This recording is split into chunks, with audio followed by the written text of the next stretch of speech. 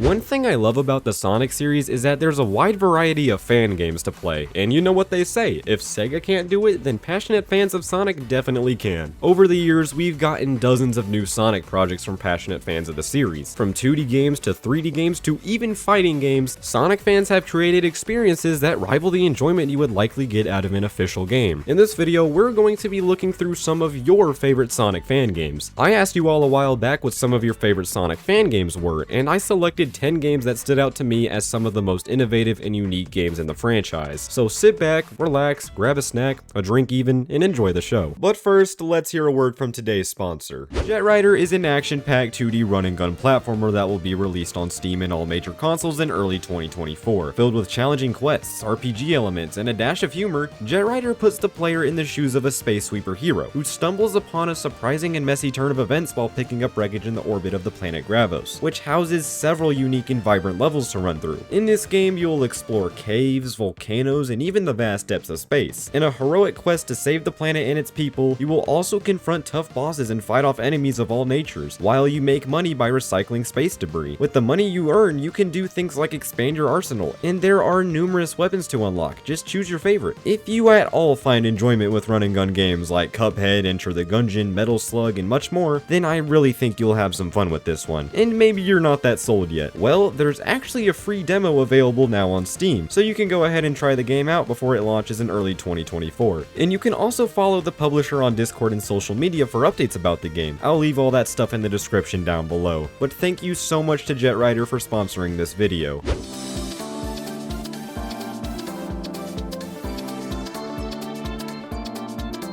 Alright, so I thought I would start with the first Sonic fan game I was ever exposed to, and that is Sonic Before the Sequel. Now, this game has been around for a very long time now. The initial release of this game dates all the way back to 2011, and it also got an updated release in 2012 that was eventually remastered into Sonic Before the Sequel Plus, which is the version we're going to be looking at today because it's literally nothing but a widescreen enhancement. But anyway, let's cut the bullshit. What is Sonic Before the Sequel? Well, it's a 2D classic Sonic fan game that aims to tell the events of what happened between Sonic 1 and 2, hence the name. So yeah, throughout the game we learn the origin of Sonic and Tails' friendship, and surprisingly, that's something that wasn't really touched on beforehand, at least officially. And since this was one of the only Sonic games to cover that concept, I actually thought this was the official origin story of Tails when I was a kid. The game tells the story through cutscenes that play before and after each zone. These are a really cool and welcome addition, and they even take screen caps from Sonic CD's intro and make new cutscenes out of them. And I'm really glad they decided to take this route because I think this is way more effective than text boxes. And I really think the story is an aspect that wasn't necessarily needed in this game, but it just adds to the experience in a good way. But now let's talk about the actual gameplay. For one, Sonic controls identically to how he does in other classic Sonic games. You can spin dash, jump, roll, and all of that good stuff. But you also have the peel out, which is definitely a strange addition for this game, and that's mainly due to the fact that it's just significantly underpowered compared to how it is in Sonic CD, where in that game you gain top speed almost instantly from using it. And before the sequel, you just don't hit top speed, so there is really no reason to use it instead of the normal spin dash. The spin dash itself feels slightly stiffer, but it still feels pretty identical to Sonic 2's spin dash, which is definitely a plus in my book. Otherwise, the gameplay and Sonic's moveset are really good and feel very similar to those other classic games. Now let's talk about the level design. While it's very similar, it has many differences from official games. The levels in this game include many moments where you have the freedom to gain insane amounts of speed, which is definitely a plus. However, it's just hard to not acknowledge the fact that the level design is wildly inconsistent. One act you could just be rolling through loops, just having the time of your life. Then the next you could just be doing some slow platforming. Why is this the case? I would have liked it way more if they mixed the two level design concepts more. There are many levels where I feel like they do that really well, but there are also many where the mixing of the two ideas just isn't there. The level design also has some gimmicky moments in some parts, which in concept could be fun, but in execution they just break the pace altogether. Like the star collecting shit can just kiss my ass. But regardless, I still think the level design in this game is more than passable. It's just not perfect. The actual zones they made for this game are really good. Now, I have to point out the fact that many of them are just zones from previous games with a fresh coat of paint, but I still feel like they feel different from those previous zones. Let's just use the first zone as an example, Hilltop Heights. Now, this is an obvious mix of Sky Sanctuary and Hilltop, but what makes it stand out from those two zones is the fact that it switches between the two set pieces on the fly, giving the level design much more variety. Another zone I really enjoyed was Lost Levels Zone, which uses scrap stages from Sonic 2 as the different acts. We have Hidden Palace as Act 1, Wood Zone as Act 2, and Desert Zone as Act 3. This is just really freaking cool, and it just put a huge smile on my face when I actually discovered what lost levels actually meant. But all in all, every zone in Sonic before the sequel is really good. There aren't really any complaints there. Each zone features 3 acts and a boss, which yeah, 3 acts may sound bad on the surface, but it's really not because the acts are usually really short, which if you ask me, isn't really a good thing. Now I'm not asking for 10-minute levels here, but some of these levels are less than a minute long, so you're only in the zone for around 5 minutes or so. I feel like 3 to 4 minutes is the sweet spot for a single act in terms of playtime for any classic game, but again, since there are 3 acts, it makes it much more tolerable. The bosses in this game are pretty good. There are a few bad ones here and there, but most of them are pretty fun. A lot of them even have you doing certain things to get to Eggman's weak point rather than just jumping on him over and over again. And there are also some bosses that reuse mechanics from other Sonic games, like this one from Sonic Colors for example. This isn't necessarily a bad thing because it does change things up a bit. I just thought I would mention it anyway. Oh yeah, you can play as Tails in this game. So in this game, you play a zone as Sonic and a zone as Tails, so you get equal opportunity to play as both of the characters. And as far as his controls go, he plays how you expect him to play. He's like Sonic,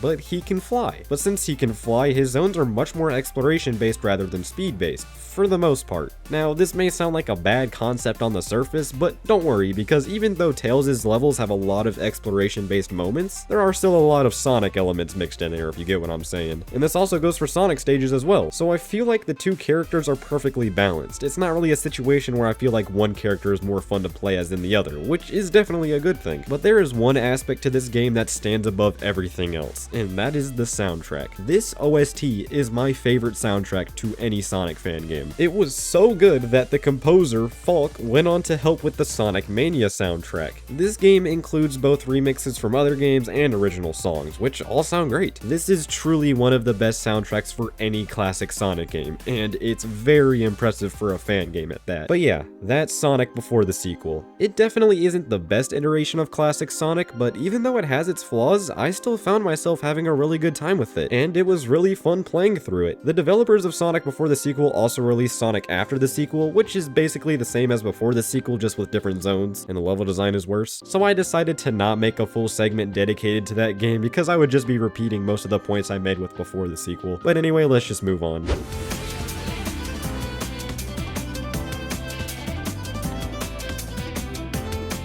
If you are at all familiar with the Sonic fan game scene, then you know about Sonic GT. In the eyes of many, this is definitely one of the best adaptations of 3D Sonic we have ever seen. Many actually consider this game to have the best version of modern Sonic gameplay, but what is my personal take on all of this? So Sonic GT has a total of 4 levels, with a few boss fights as well. The levels themselves are actually decently long, and I have to give credit to the devs because the levels never feel repetitive because of this. These levels could easily be up to 10 minutes long, but they never really overstay their welcome. There aren't any shitty stage gimmicks or endless enemy rooms or just anything of that sort to pad out the levels. The level length in this game doesn't feel forced in the slightest, which is definitely an issue in other Sonic games. As for the actual level designs though, look, I'm not gonna lie, I didn't really find the level design to be all that great. Now, listen, the level design offers many moments for Sonic's new physics system to shine, which we'll get into that later, but otherwise, I feel like the levels are way too open. I'm not saying they should be as linear as a game like Forces or Colors, but these levels are so open to the point where I actually got lost multiple times. I think Sonic Adventure's level design has a good balance between linearity and exploration, and I really think Sonic GT would have benefited a ton from using that philosophy instead. Now, the very open level design could definitely be a plus for some people, but if you ask me, I think it's one of the aspects that weighs the game down for me. The level environments are pretty generic, but they get the job done. All of them are either reused or heavily inspired by other Sonic levels. We have levels based on Seaside Hill, Hilltop, Pyramid Cave, and Speed Highway. It's a pretty good selection, and it has a ton of variety. Seeing Hilltop Zone depicted in a 3D Sonic game is actually really cool, and it's probably my favorite zone. I also found Hidden Base to be an absolute blast because there are many moments where you can just take off. On the other hand, I wasn't really a fan of Ocean Paradise because it's just way too open, and it was pretty empty if you ask me. It just wasn't my cup of tea. Sunset Boulevard was just kinda okay. The visuals are amazing, but the level design still isn't the best. The game also has a few boss fights, and they're not that great to be honest. All of them just feel like a chore to complete, and they aren't really executed that well either. Once you learn their attack patterns, they become a breeze to beat, but they're nothing more than harmless filler at the end of the day. The game also has a story, which kind of caught me off guard, to be completely honest. Basically, Ray the Squirrel was captured by Dr. Eggman, so now it's up to Sonic, Tails, and Mighty the Armadillo to save him. Yes, Mighty and Ray are in this game, and I gotta say, it's really jarring seeing them in a modern form, but I really like it because these guys are almost always forgotten when it comes to Sonic games. So the story of the game is told through dialogue boxes, but with full voice acting. And this is probably a hell of a nitpick, but the voice acting in this game isn't very good, but hey,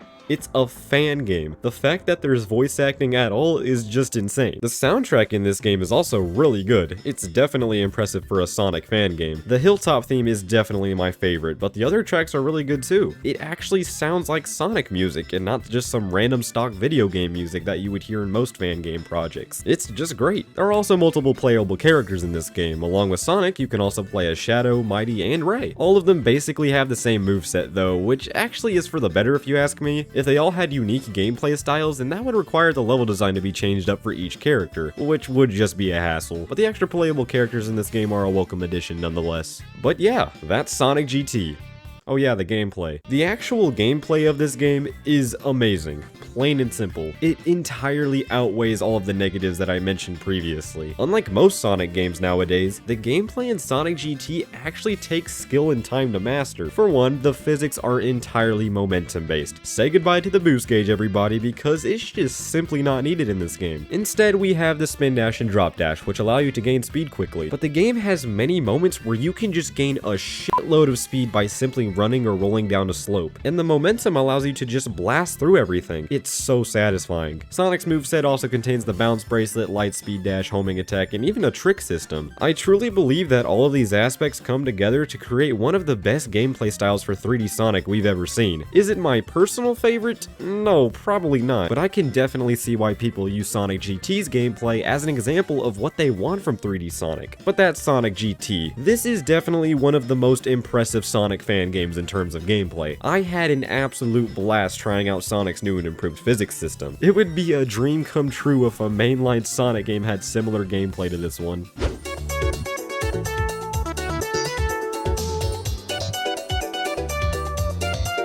The thing with Sonic Galactic is that it doesn't necessarily attempt to feel different from other classic Sonic games, but instead it sets itself apart by literally perfecting the classic Sonic formula. Yes, you heard that right. I truly believe that out of any other 2D Sonic game in existence, Sonic Galactic objectively has the most fun gameplay out of all of them. And I guess the level design is what really causes me to feel this way. Galactic's level design is the perfect balance between speed and exploration. It has the perfect amount of alternate paths for there to be enough replay value, while still making the entire experience feel consistent. When you have a game like Sonic CD, for example, it's really difficult to pinpoint exactly what paths and routes you've already explored, because CD's levels are just massive. Then you have games like Sonic Mania, which tones down the exploration aspect, but I still feel like it gets confusing at times. In Sonic Galactic, though, I really found none of those issues to be present. Unlike other games, I actually enjoyed replaying through Sonic Galactic and seeing what other routes I could take. What made this really fun, though, was the selection of playable characters. Sonic Galactic includes a total of 5 playable characters, which is insane in its own right, but surprisingly, they're all fun to play as. Sonic was my go-to for most of my time with this game, and he controls really well. His physics have sort of a floaty feel to them, and it just flows so smoothly with the level design. They also added the drop dash to this game, and that really helps to keep your momentum going. Combining this with the roll and spin dash allows you to gain insane amounts of speed, like just look at this. The momentum and level design is just the perfect combination. There's not much else to it really. Tails and Knuckles are also playable in this game, and they control pretty similarly to how you would expect. However, their controls aren't one-to-one with other classic games. They kind of nerfed Tails' flying ability in this game, which was probably the right call, but I like cheating. Knuckles, on the other hand, just plays how he always plays. It's just that the level design isn't really tailored to his gameplay that well, but maybe that's something that can be looked at in future updates. The game also includes Fang the Sniper as a playable character. Now, Fang has been getting a lot of representation in Sonic games recently, with Sonic Mania and Superstars in particular, but he has never actually been playable in a mainline game. His inclusion in Galactic is really cool to see, and he's actually a lot of fun to play as. When you double tap the A button, he uses his gun to shoot enemies below him, and it also gives him a slight boost in the air. For the future, I would love to see some platforming segments that are tailor-made for his moveset. I think this is just a really cool and unique take on Fang's character. But along with all those characters, they had the brass balls to add their own original character who goes by Tunnel the Mole. And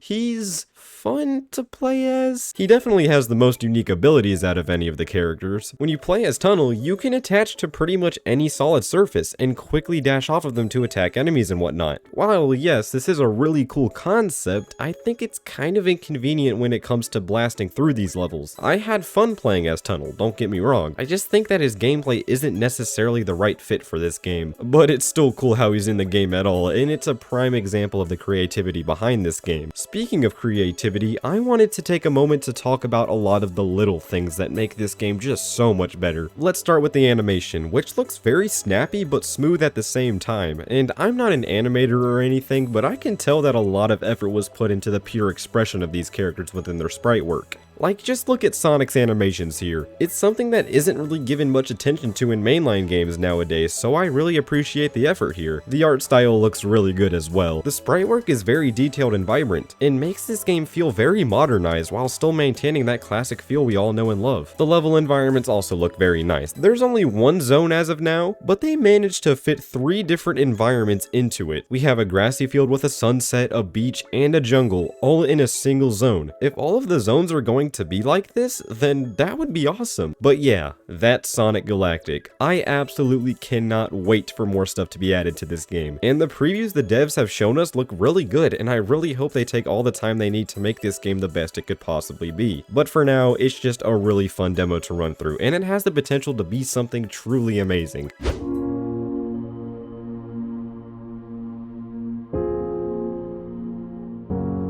So this is a newer Sonic fan game, and it's been getting a lot of attention recently, so I thought I would talk about it. Sonic Horizons is a Sonic fan game that takes inspiration from Sonic Frontiers, while attempting to fix many of the issues that game had. And I don't really care if this game is taking a lot from Frontiers, because if the game is good, then the game is good. This is a fucking fan game after all. If it's fun, then it's a good game in my book. But this game isn't fun at all. Now, before we actually get into it, I just wanted to mention that this is a very early demo of the game, so it's going to have its issues, but I just wanted to get my thoughts out about this game, regardless if it's unfinished or not. Let's start with the gameplay. Sonic is very momentum based in this game, especially compared to Frontiers. Now, while this may seem like a good thing on the surface, in execution, it just doesn't really work that well. Sonic generally feels nice to control, the movement feels really nice, I'll give it that, but gaining speed in this game is just really inconsistent, if I can put it into words. For one, the spin dash in this game gives you a burst of speed, as it should, but the actual speed you gain lasts for like 2 seconds, and then you're back to normal. I guess the best way to actually gain speed in this game is to just roll down a hill, but even that has its issues. At this point, for example, I was trying to gain enough momentum to launch off of this ramp, but no matter what I did, I just couldn't gain enough height. Am I doing something wrong? Like, please, I want to know. I think the main issue with gaining speed in this game is due to the open zone itself. While it offers many obstacles and ramps that may seem to give you speed, they just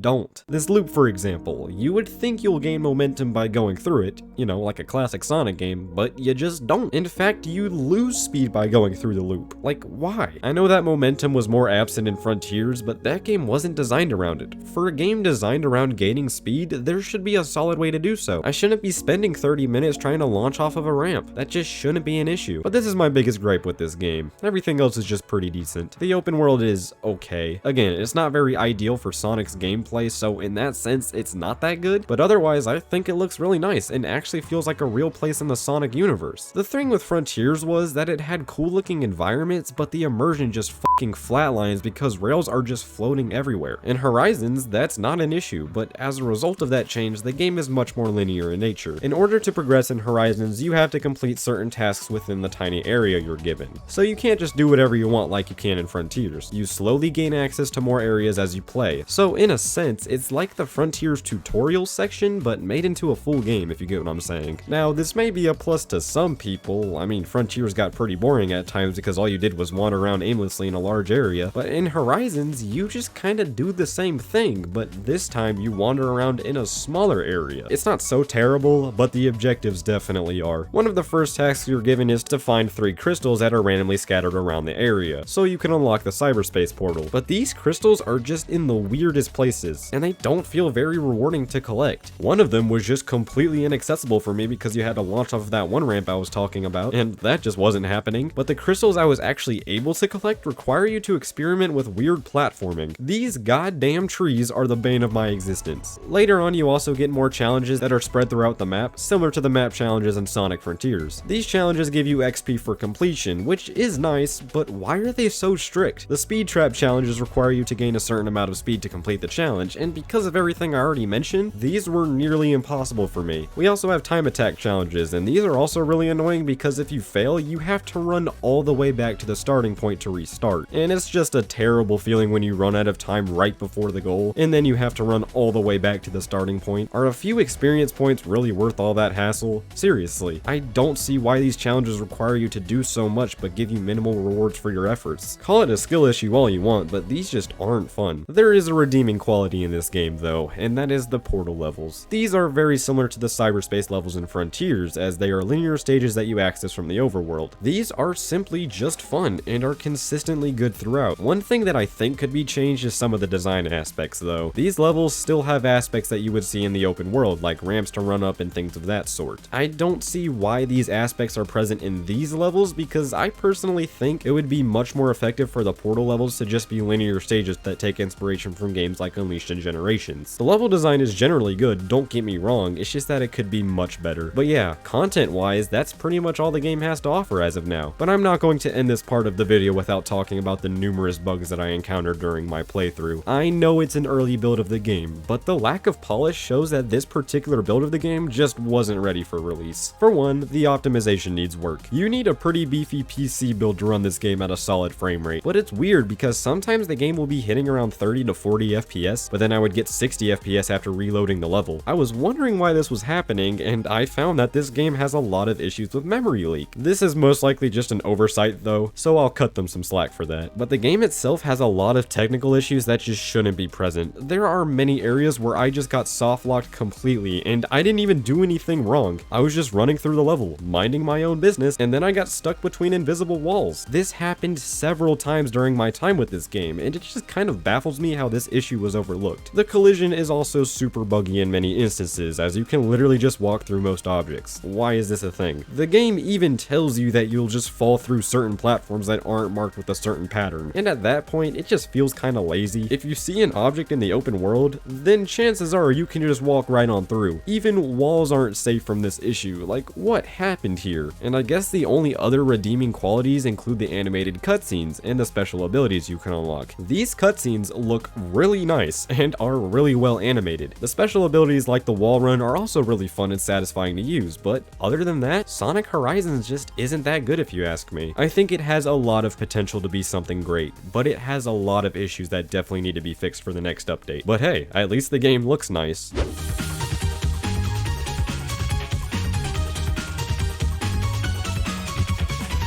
Next up, we have Sonic and the Fallen Star. This is one of the newest Sonic fan games, and if I'm being completely honest, I slept on this when it was first released. I saw people praising everything about it, but I don't know, I just never got around to playing it. Well, a lot of time has passed since then, and I finally played the game. And yeah, to say I was missing out is such an understatement. Everything about this game is damn near perfect. First, the gameplay. Wow. Just wow. It's the classic Sonic gameplay we all know and love, but with a lot of tweaks that make it so much more fun than it was originally. For one, the drop dash and peel out are both present, and I actually found myself using the drop dash all the time because it's just so satisfying to use in this game. It's oddly fun to use it after you bounce off of an enemy or something. It just makes it so the pace is never broken in the levels. The peel out in this game is really useful to gain top speed instantly, as you f***ing take off after charging it up. Other than that though, it's just classic Sonic, but the moveset is what makes the gameplay truly stand apart from previous games. But the level design, oh boy, truly amazing. I didn't get bored or frustrated once playing through these levels. The zone layouts are perfectly catered to Sonic's controls. The design allows you to actually go fast for very long periods of time, and it's just so satisfying. There is the occasional slow platforming moment, which personally I'm not really a fan of in Sonic games, but they're really short in this game, so it didn't really break the pace too much. The zones also throw the occasional stage gimmick at you, but they're all all fun to play around with. I found absolutely none of them annoying, and holy shit, they actually did it. They made 9 completely unique level environments that we haven't seen in the Sonic series before. We have many different set pieces and locations to run through, like a shopping district or even a theme park surrounded by volcanoes and shit. It's truly awesome stuff. I feel like this is where Sonic and the Fallen Star shines best. Nowadays, we always see the normal Green Hill, or at least something very similar to Green Hill, but Sonic and the Fallen Star actually switches it up, and that is a very welcome change. The game also has boss fights at the end of every level. The first act in the zone will have you battling some type of giant enemy, and the second act will have you fighting against Eggman or Metal Sonic. All of these boss fights are pretty fun to play, but I feel like there is much more that could have been done with them. A lot of them have you waiting around for the same predictable attacks to play out. After the first few hits, it's just a chore. And this could have been fixed by adding more attacks that catch the player off guard, or hell, just ramp up the difficulty as the boss progresses. But otherwise, I think the bosses are still really enjoyable in this game. Special stages are also in this game, and I'm going to be brutally honest, they're not that fun. I don't know, man, the controls and perspective are just so jarring to me. I feel like they tried to make something similar to Sonic CD special stages, but they also try to mix it with Sonic Mania special stages, and it just doesn't really work that well. And because of that, I didn't really bother trying to get all the Chaos Emeralds. Super Sonic is cool and all, and the new Nova Sonic form looks awesome, but that just wasn't worth it to me. I know this may be a super hot take, but compared to other games, the special stages just weren't that enjoyable to me. But another thing that really stands out to me about this game is the art style. It's a 16-bit Sonic fan game, but it has this hand-drawn stylized look to it. I don't really know how to describe it. It reminds me a lot of how Sonic Rush's art style was handled. This game just looks unique compared to other games. You can look at this and be like, oh, yep, that's Sonic and the Fallen Star, and that's an amazing thing. It's so impressive how they managed to give this game such an identity that makes it stand out from other things. This is also reflected in the animation. Just look very closely at Sonic's animation when he curls into a drop dash. It's very subtle, but it gives Sonic a much cooler look. The peel out is very over-exaggerated, but it perfectly captures how fast this move makes you. And this time around, his crouch animation actually makes it look like he's in a running stance. I was getting very tired of Sonic doing this weird-ass squatting thing when crouching, which looked very suggestive by the way, but in Fallen Star, he has a much better stance that actually fits his character. This is also seen in the in-game cutscenes, which by the way, are very well animated and just a joy to watch. Literally every time I completed a zone, I was just sitting there waiting for the cutscene to play. They're just that amazing. A lot of them are very similar though. Most of them just end with Sonic and Tails looking at the next zone you're about to play through, which is nice because it makes this world feel more interconnected, but I wish we got to see more action in the cutscenes. But you also get to see a lot of character interaction between Sonic and Tails in these cutscenes, and it's great. It's kind of wild seeing classic Sonic have an actual character in the game, and I guess it's just out of the ordinary, but it's definitely a welcome addition. The game's soundtrack is also fantastic. It mixes several music genres in a way that is on level with the soundtrack of Sonic 06 if you ask me. Yeah, it's that good. Every track was an absolute joy to listen to, and they all fit their respective zones so well. It branches out into genres and styles that you wouldn't normally hear in a Sonic game, but somehow it still sounds like Sonic music. The tempo is still high and it has a good rhythm. It could honestly be mistaken as an official Sonic OST. They really outdid themselves here. But all in all, Sonic and the Fallen Star is an absolute blast to play. This might actually be my new favorite Sonic fan game, and that's just due to the fact that the game is consistently fun. Other than a few very minor glitches, it's heavily polished, while also including its own unique style. Stardrop really made something special here, and I'm more than excited for this game's sequel.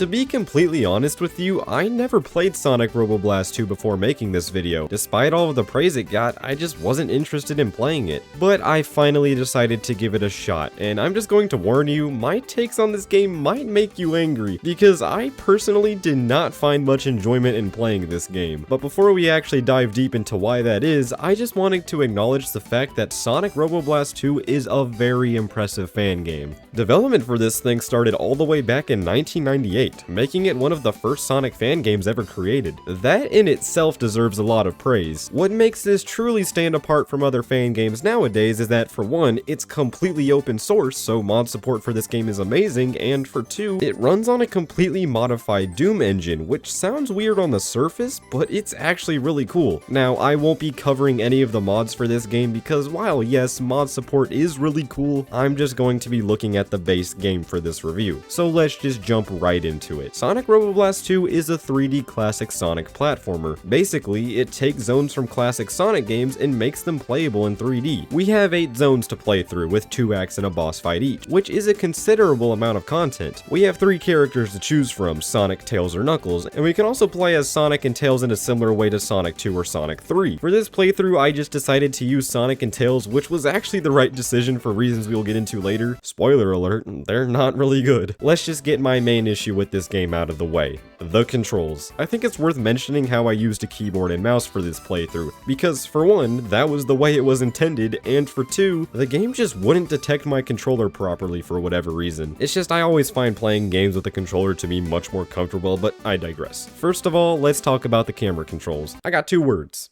Motion sickness. So what it seems like this game does is take a first-person camera, but uses it for a third-person perspective, if you get what I'm saying. For me at least, this causes the game to be very jarring and just uncomfortable to play. The camera has a very hard time following Sonic and keeping up with his speed, so there are a lot of moments where the camera just goes all over the place. And all in all, it's just not very ideal for a 3D third-person Sonic game. Apart from the camera though, the controls and physics feel pretty nice. The controls are a little slippery and unresponsive at times, but other than that, I think they translate standard classic Sonic gameplay into 3D pretty nicely. However, some of Sonic's abilities are completely unbalanced. For example, the homing attack, or air dash, or whatever the you want to call it. This thing is way too overpowered. Using it will fucking launch you forward at insane amounts of speed, which can sound fun at first, but when it comes to platforming, it will not help you in the slightest. Momentum is also an issue, but it's pretty minor in this game. You can gain tons of speed and just blast through these levels, which is really fun, but using the spin dash won't really help you with that. Gaining momentum is still an aspect of this game, but I just wish it was more prominent like the 2D classic games. I mean, it's not a huge deal though, because again, since it's a 3D Sonic game, momentum isn't as needed, but I thought I would bring it up anyway. As for the level design, it's alright. One thing with the level design I take issue with is the puzzle solving aspect. There are many moments within these levels where you have to do things like pressing a switch to open a door, which just halts the pace of the game altogether. And the same goes for the numerous platforming sections. As I said before, the way Sonic controls in this game is just not suitable for platforming whatsoever, so it just becomes a chore. These levels are also very wide open, so it definitely encourages exploration, which is really cool, but I found myself getting lost in these levels way more than I should have. There were even moments where, to my knowledge at least, I would have been soft locked if I didn't have Tails to carry me out of it. While wide open level design could definitely be a plus for some people, I just don't think exploration should be a prominent aspect in the first place. At least the level designs are linear enough to the point where you're not just wandering around aimlessly until you find the right path, but I should definitely not be getting lost in them. Alright, enough bitching about this game. Let's go over some actual good aspects of the game. For one, the story. It's very simple yet effective, as it presents itself as a direct follow-up to Sonic 1. Portraying this game as a sort of 3D follow-up is very effective, as that particular aspect is reflected throughout the entire game. The music is also really good. It captures that classic Sonic sound while also feeling very modern. It reminds me of the soundtracks of games like Sonic 3D Blast, Sonic R, and other Sonic games that were released around that time, which fits perfectly considering what Sonic Robo Blast 2 even is. The soundtrack simply fits the game in the best way imaginable. It's great. The game also has online multiplayer, complete with several different modes to choose from. We have standard co-op, tag, capture the flag, racing, time attack, and even a first-person battle mode. That unironically reminds me of Doom. This, in my opinion, is really where the game shines the most. Single player, it's alright, but playing these modes with friends is actually really fun. The battle mode is the one I really sat down and tried out, and I think it's a really unique and fun take on Sonic, as all of your standard controls are here. You can just launch projectiles now. It's really fun. In short, I believe that Sonic Robo Blast 2, in terms of content and aesthetic, is a very impressive fan game, but the core gameplay could definitely use some tweaks. If it weren't for the controls and wide open level design though, this game would be damn near perfect, but it's still a considerably fun game at the end of the day.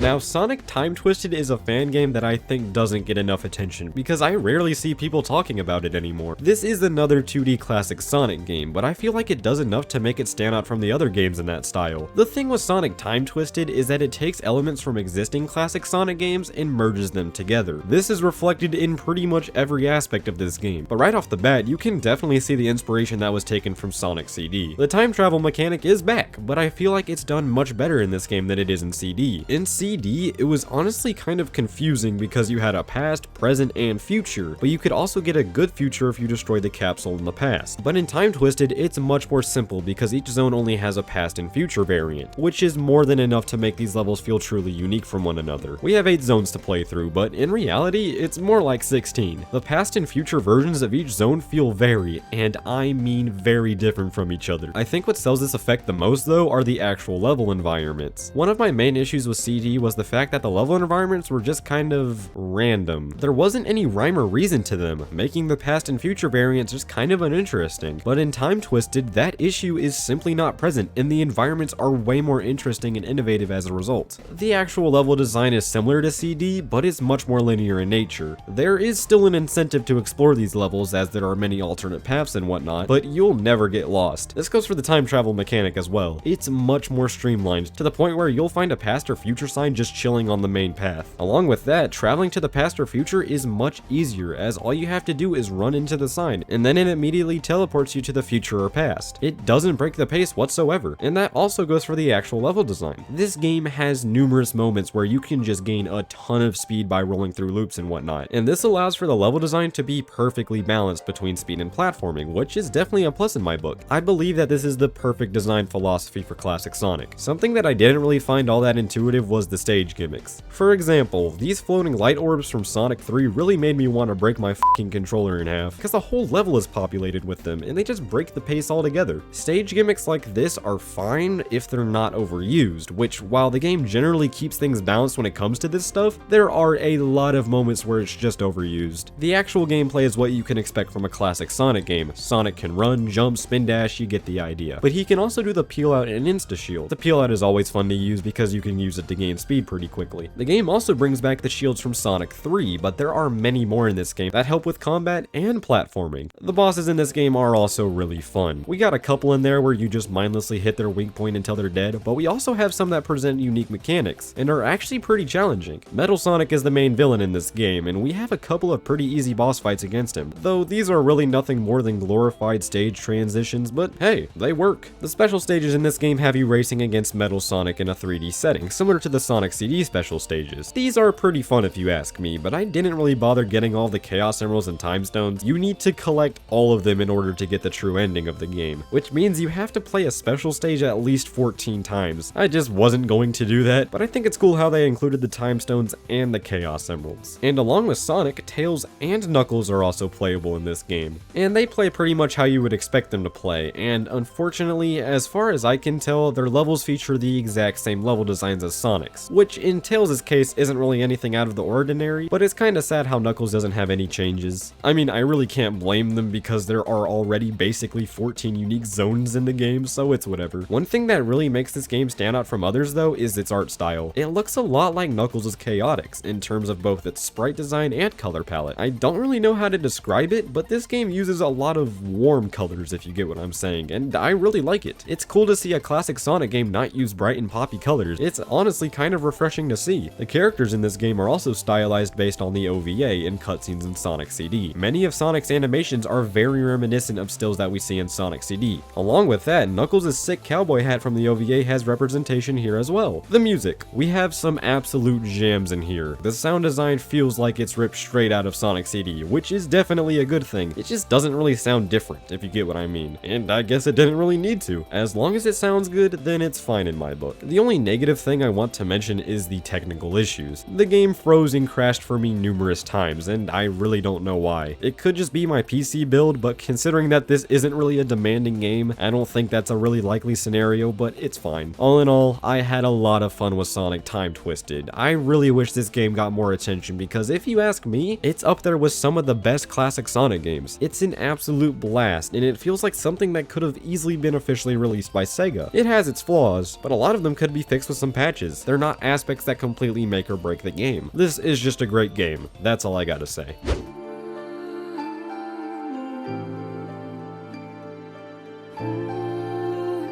Well, it was only a matter of time before I talked about this game. Sonic Omens has become one of the most infamous Sonic fan games for numerous reasons, really. It definitely has people divided, to say the least, with some calling it the best Sonic fan game, to others calling it worse than Sonic Boom Rise of Lyric. But come on now, it can't be that bad.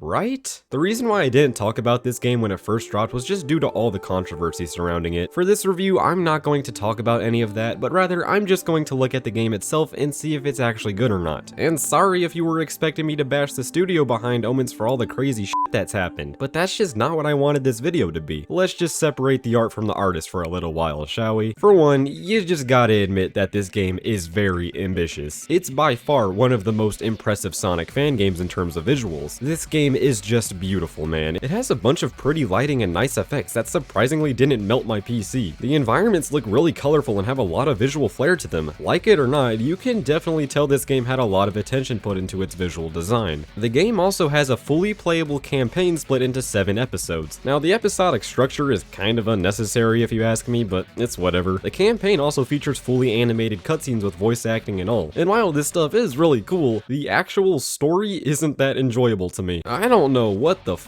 they were smoking when they thought of this story, because it's just all over the place. We don't really learn anything about what's actually going on till the last couple of episodes, which apparently just boils down to a continuation of Sonic X. Yeah, you heard that right. Now, I personally really like Sonic X, but come on, man, what the f is this? If you couldn't already tell, this story takes itself way too seriously. I mean, for Christ's sake, there's a fucking boss fight against Maria. It also tries to fit in a bunch of fan service, like Sonic using Chip's necklace, for example. This is alright, I guess, but the story as a whole is just not very good. But hey, at least they tried. The actual gameplay is what really matters, and Sonic controls really well in this game. Now, this is definitely due to the game using the Infinity engine, which was created by Omens. Sorry if I mispronounced that. This engine makes Sonic feel very smooth to control. If you ask me, other than Frontiers, this is the best Sonic has ever controlled, at least in a boost game. And one of my favorite mechanics that kind of went unutilized in this game was the enter beam from Sonic Boom. Now, I don't like Sonic Boom, but the grapple hook-like gameplay with this thing in Omens is just really fun and satisfying. But unfortunately, it's only used in a few levels. Shadow is also pretty fun to play as in this game. He plays pretty much identical to Sonic, but he can use moves like Chaos Spear, Chaos Dash, Chaos Blast, you get the idea. And while this does sound cool in concept, a lot of these moves are really a hit or miss. Chaos Spear is really only used for stage gimmicks like hitting switches and whatnot, and Chaos Blast, while a cool mechanic, is just kind of unnecessary, as you'll rarely find an instance to use it, but the variety between Sonic and Shadow's gameplay styles is definitely a plus in my book. My main issue with this game, though, is the level design. I have no idea why the level design in this game is just so inconsistent. It's good at some times, but at other times it's just a headache. The first couple of episodes actually feature really good level designs that don't necessarily break the flow and speed for the most part. These are very reaction time based and feel very polished. I just don't know why that aspect didn't carry over to most of the other stages. Some of the levels in this game just have way too much platforming and puzzle solving segments. The Tree Palace level is the perfect example of this. This level has you hitting switches and bouncing on springs to make your way to the top of the tree. But in order to do this, you can't go fast.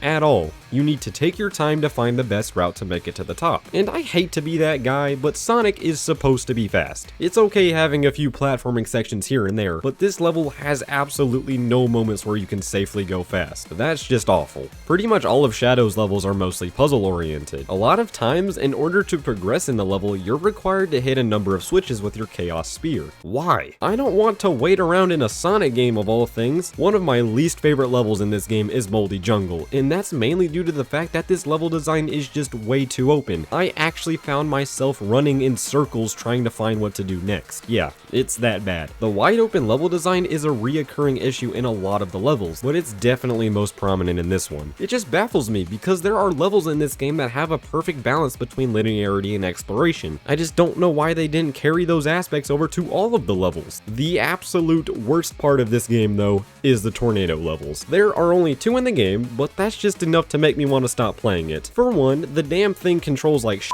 so it's pretty much impossible to not take damage. And for two, these levels just last for way too long. All you do is fly through some obstacles, shoot a few enemies, hit some switches to reveal the next area, and rinse and repeat until you eventually make it to the end. The first one isn't so bad, but the second one is absolutely atrocious because a lot of the obstacles literally one-shot you for no reason. This game probably took around 3 hours to run through, but I spent a good chunk of that time mindlessly flying through these very gimmicky and bad levels. Why the hell are these in the game? The bosses in this game are also pretty bad. A lot of them have you just letting their attacks play out and then homing attacking when their weak point is revealed. And the only boss I really found fun was the Metal Ember fight, which was mainly due to the visual flair, but hey, it was fun. The final boss had cool ideas, but it was just really frustrating because you had to fill your boost gauge to turn into Supersonic, which is how you dealt damage to him. The only downside to this was that every time you got hit, your boost gauge would deplete, so it took me a few tries to get it down, but after you learn his attacks, it's not that difficult. Other than that though, the boss fights were just not that enjoyable. I guess the only other aspect I really enjoyed was this game's soundtrack. It has a good variety of music that fits the levels and their characters, and there are also a couple of vocal themes in here, and while yes, they're really cheesy, they sound pretty good. Now, I'm not going to praise this soundtrack too much, and I know I said I wasn't going to discuss any of the controversy surrounding this game, but apparently, many tracks in this game have bits stolen from soundtracks in other games, like Cars 2.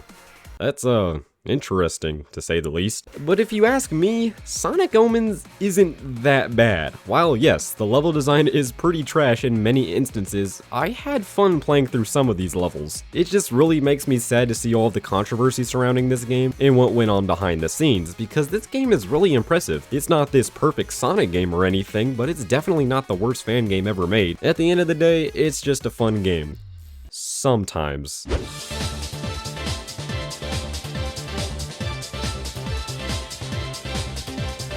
So far, we've covered a handful of 2D and 3D Sonic fan games, but apart from platformers, there are many more Sonic fan games that branch out into other genres as well, like fighting games for example. Sonic Smackdown is the next game we're looking at, and it's a fan-made Sonic fighting game. Personally, I have wanted more Sonic spin-offs like this for a very long time, so it's really cool knowing that this even exists in the first place. Right off the bat, you can already tell that there was a lot of thought put into how this game was stylized. The menus are decorated with artwork and cool sound effects, the character select screen is similar to that of an actual arcade game, and the music accompanying it is also great and gets you really f***ing pumped up. We have a few modes to choose from here which all maintain the same gameplay. The only mode I played for this video was 2-player mode with my bro Snorlax, so that's going to be what I'm basing my opinions on. Once we select a mode, we're immediately dropped into the character select screen. Now, there are a lot of characters to choose from here, and they all have unique abilities and movesets. We have the normal Sonic, Tails, Knuckles, and Shadow, but we also have some fan favorites like Blaze, Emerald, Chaos, Mecha Sonic, and Adelaida Graciela, of course. Oh, and what's this? Balan from Balan Wonderworld is in this game? What the f***?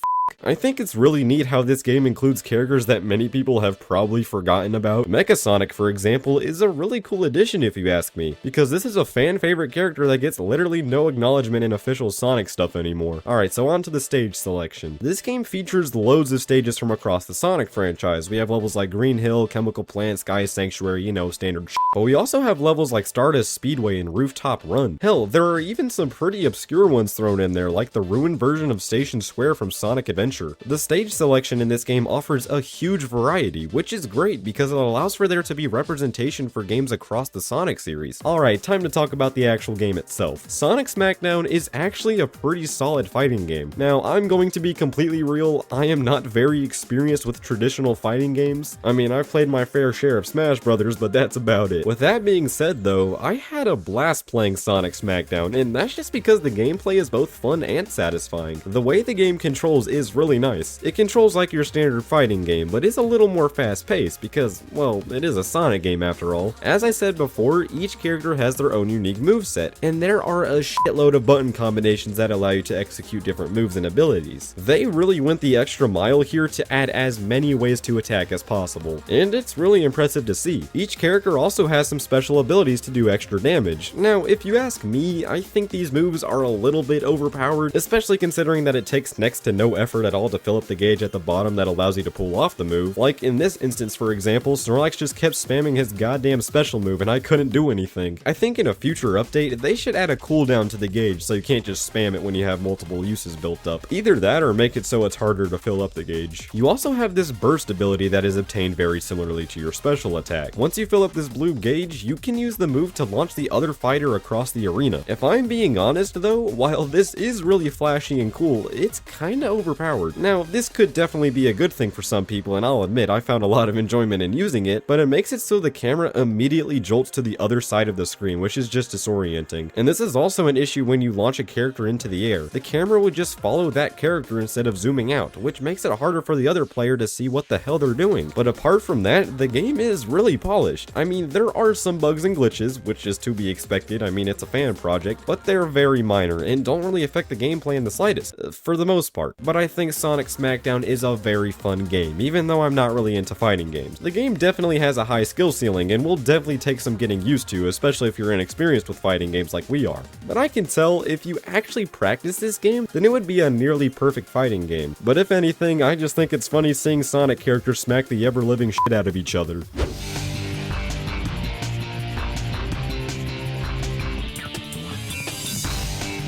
Alright, let's end this thing off with a bang. Sonic Encore is the last game we're going to be taking a look at, and while it isn't as ambitious as a game like Fallen Star or Sonic Omens, it's just really fun, and at the end of the day, that's all that really matters. But what exactly makes this game so fun? Well, Sonic Encore takes a selection of classic Sonic levels and remakes them in 3D, while also adding its own spin on them. We have 6 zones with a couple of acts and a boss fight each. Despite the level selection containing nothing but classic levels, I really like this selection. Instead of choosing the usual Green Hill, Chemical Plant, and Sky Sanctuary, they chose levels like Emerald Hill, Angel Island, and Oil Ocean, just to name a few. And these zones offer a ton of variety, as all of them feel very distinct from one another. But the actual level design is what matters most. And goddamn, this shit honestly has me so mixed. So for one, the level design is very, and I mean very open. This is good at some points, don't get me wrong, but should I really be getting lost in a Sonic level? These levels are damn near open world at times, and it really shouldn't be that way. Now, the levels are an absolute blast to run through because they complement the gameplay very well, which we'll get into that later, but I can't help but notice how a lot of it just doesn't flow that well together. With how open these levels are, it causes many of the design aspects to go completely unrealized. While having multiple alternate paths is definitely a good thing and should definitely be present in more 3D Sonic games, if there are too many, then it just becomes filler to make the levels feel longer. I know this may be a very unique take, but I just feel like the levels in Sonic Encore, while fun, were just padded with unnecessary filler. But at least the actual gameplay is amazing, and that's no coincidence either. Sonic Encore runs in the exact same engine as Sonic GT, meaning that the gameplay is pretty much the exact same, and it's just amazing. It's an absolute blast to mess around with the momentum physics in this game. You gain tons of speed by just rolling around the levels and then doing cool shit like launching off of ramps. I already mentioned this before with GT, but this is truly what many people consider to be the perfect gameplay for 3D Sonic, and I can definitely see why. It's just that since there's so much you can do with this gameplay, it can be a bit broken at times, as you can just absolutely launch through these levels. The bosses in this game are also not the best, but they aren't terrible. They're just really easy, as all you have to do for the majority of them is just spam the homing attack. I beat some of these bosses in under a minute just mashing the A button, which isn't necessarily a good thing, but I can look past it because it's cool that they're even in this game to begin with. One of the most notable aspects of this game is the wide selection of playable characters. You can play as Sonic, Tails, Knuckles, Mighty, Ray, Shadow, and even Blaze. That's a whopping 7 characters to choose from, and while they all share the same base moveset as Sonic, some of them have special abilities to help you during gameplay. I really enjoyed using Blaze as she can float midair for a surprisingly long period of time, and to be honest, they might want to tone this down in a future update, but it was a huge help in some of the levels. I also enjoyed using Knuckles as he can glide and climb walls, which does actually help a lot for skipping huge chunks of the levels if you want to go that route. But otherwise, I just think it's really neat how they went out of their way to add all these characters. It's a really cool thing to see. But one aspect that this game really lacks is a solid art style. I'm just not really a fan of these ultra detailed character models clashing with otherwise very cartoony environments. And that's not to say that this game doesn't look beautiful, because it definitely looks really good in some moments. But I just don't know how I feel about these classic looking textures and assets on top of a realistic environment. It just looks so jarring. And I mean, it doesn't really matter matter at all, but I just wanted to point it out. But yeah, that's pretty much all I have to say about Sonic Encore. If you liked Sonic GT in any capacity, then you will definitely enjoy this game, as it maintains the exact same gameplay. It just has more levels to play through. Even though the game definitely has some flaws that still need some touching up, it's still really apparent that this game had a lot of passion behind it, and that shouldn't go unrealized. It's just a very fun game at the end of the day, and again, in my mind, that's all that really matters. Well, there you have it. That was just a small look into the world of Sonic fan games. There are countless fan projects that I didn't cover in this video, and I really encourage you all to check out those games as well. If your favorite Sonic fan game wasn't included in this video, then that's okay. I just wanted to cover some of the most requested ones, along with my personal favorites. And for games like Triple Trouble 16-bit and Project 06, I'm going to make a separate video on those, so stay tuned for that. But that's going to end this video, everyone. Thank you all so much for watching until the very end. This video has literally been in the works for months now, so I really appreciate the support. But that's all for me, guys, so thank you all so much for watching, and I'll see you all later.